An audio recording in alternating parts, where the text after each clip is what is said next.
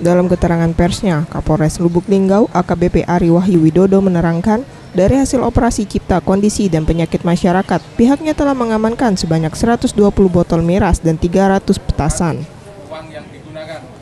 Selain mengumumkan hasil dari operasi pekat, Polres Lubuk Linggau juga telah mengungkap sejumlah kasus tindak kriminal dan premanisme sebanyak 15 kasus dengan 18 tersangka, yakni kasus curat 5 TKP, curat 3 TKP, curanmor 2 TKP, pencurian 2 TKP, dan premanisme sajam 3 TKP.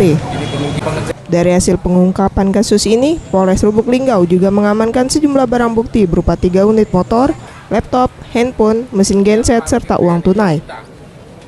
Ari menjelaskan, operasi pekat dan pengungkapan kasus kriminal ini dilakukan pihak Polres Lubuk Linggau dalam rangka untuk menciptakan kondisi aman dan nyaman jelang datangnya bulan suci Ramadan yang tinggal sepekan lagi.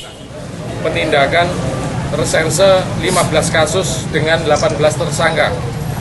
Kemudian hasil giat cipta kondisi operasi pekat dengan hasil miras 6 dus Malaga, 120 botol Malaga. Petasan cabai sebanyak 300 bungkus. Sementara itu, Kapolres juga menghimbau kepada masyarakat agar selalu waspada, karena menjelang bulan Ramadan aksi tindak kriminal cenderung meningkat. Ferry Setiawan, Sriwijaya TV.